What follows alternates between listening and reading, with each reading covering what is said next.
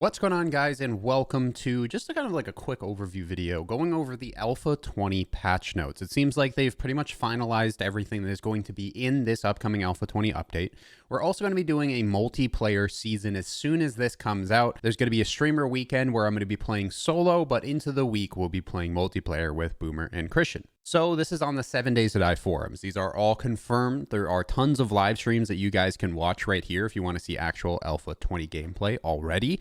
I'll leave the link down below to this forum post, but they have the entire roadmap right here that shows everything that is coming into the next update. So in my opinion, the biggest part of this update is the random generation update, because random generation has always just kind of been a lot of wandering, a lot of not finding much of anything whatsoever. They built a whole new technical system around how any of this works. So new tech to add mountains, hills, and rivers to be placed in biomes. It just makes it more stable. We used to run into biomes and all of a sudden there'd just be like a wall or like some weird rocky pattern. So all that stuff seems to be fixed. There's tons of different sliders to add different controls. So we could even do like a session where it's a flat world. We could do a session where it's a mountainous world. You can control the full density of everything as well. So you can make it so you are in just one giant massive city. And of course, larger size maps implemented as well, which is really cool for people that do really long series on the game, such as myself. Everything's going to look very consistent and aligned, and something that I also saw is multi-layered for sewer systems below ground level buildings and the ability for ends of one tile to match up. So this is crazy. There's going to be entire sewer systems underneath some of these new cities. Vehicle mod, something that we've been asking for a very long time. They kind of had something like it in Alpha 17 where you could kind of upgrade by getting like a better engine and things like that. Tinting mask will allow vehicles to have color details that differentiate the vehicle owners, thank God. Fuel saver mod, off-road headlights, supercharger, expanded one seat on the mini bike or motorcycle.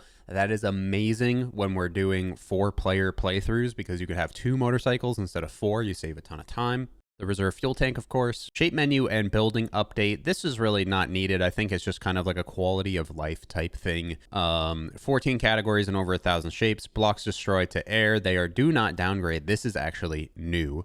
They used to downgrade, and if you were to upgrade from like wood and go all the way up to reinforced concrete, it was even stronger because it would have to obviously be like broken piece by piece. So it's kind of a nerf to the building blocks, but you know, it's welcome. Dynamic imposters, changes to the world and player built forts are represented in distant terrain. So anything that is player made, it won't like pop in anymore. You'll kind of see it off in the distance no matter what. Better terrain blending, as I said before, just makes it easier for the procedural generation that we talked about before. And then this is the thing that I also was extremely excited for. Feral sense game option. When turned on, zombies can sense the player from much further away and stay focused on the optimal path to where the player is. Stealth still works, but zombie senses are heightened, so stealth play is much more challenging. Settings are off, day, night, and all. So this is going to make it really just more variety. You could do a full feral sense playthrough. It makes stealth much more challenging, which is welcome because I really like stealth in zombie games. Biome difficulty. This has already kind of been a thing, but I guess they're kind of like doubling down on it. Snow and desert will have a different game stage boost, creating tougher enemies and better loot.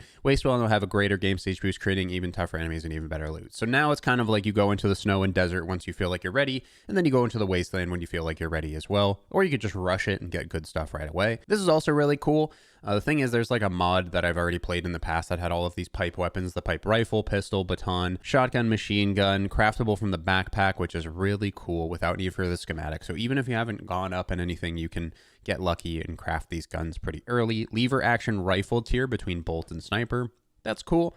Many weapons reskin to apocalyptic art style. I was looking forward to that. Kind of like how Rust has like the bunt of the AK as a shovel. It's really cool. Trader progression. This definitely needed some tweaking because eventually there was literally no point in doing anything else besides running traders. So trader goods offered tweaked to be better at game stage progression. Trader prices are rebalanced. Improvements made to quest progression. Lower tier quests will remain available. Improvements to quest tier completion, reward, and trader to trader quests. So it's just kind of like Just a rebalancing, a much needed rebalancing. Loot and progression game staging improvements, biome game stage modifiers added for loot and enemies. That's kind of what we already went over before in the biome difficulty. Not sure why they even have this here. Now this is also amazing. New gas station shown to reveal restore power quest. So we're starting to get some new quest lines, which is awesome.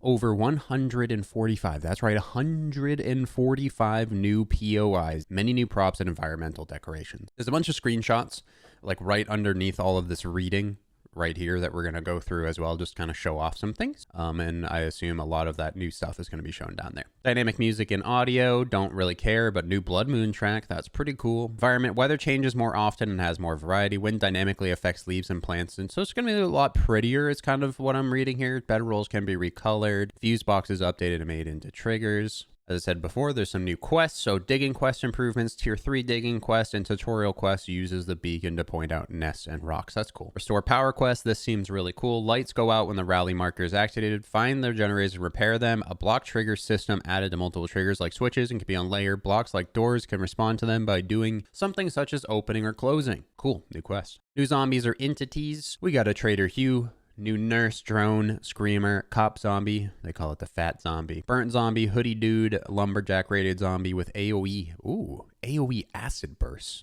An AoE zombie.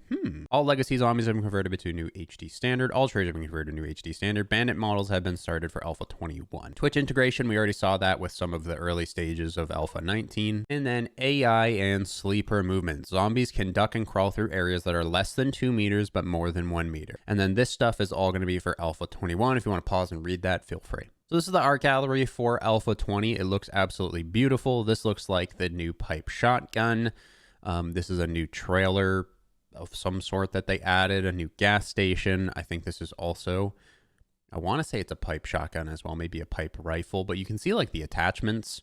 Everything looks like it's kind of put together in the apocalypse. I like that. Like someone took like the back of a camera, like a camcorder, and they're using that as a scope. And then you can see a lot more of these rifles, the new Hellhounds, M60, and this new town of some sort. Just the new models, and this is, I believe, the generator quest that they keep talking about. I'm excited for that. New lumberjack zombie, new cop zombie. This looks like the progress of the bandits, or it could be the traitors. The hazmat zombies looking hella cool. Of course, the pipe shotgun. We've already seen this picture a few times now, but this is all of like kind of like the new redone characters all in one go. Fire zombie. I believe this is the new the new radiated zombie. I don't think it just glows green anymore. I think it looks like this, and this is the one that has the AoE burst that we read about. And these are some lumber piles. I'm not sure why they're so excited. Must have been really hard to do. But that's everything. That is everything we know about 7 Days to Die Alpha 20, and I'm hella excited for it. I've been looking forward to this update since Alpha 19 came out pretty much, and you guys probably have as well. Again, I'll leave this link down below, just a quick video to tell you guys that we are still going to be playing this, and I am extremely excited for it to come out. If you did enjoy this video and you're looking forward to the series, click the sub button, like the video before you head on out, and I'll see you when it gets started.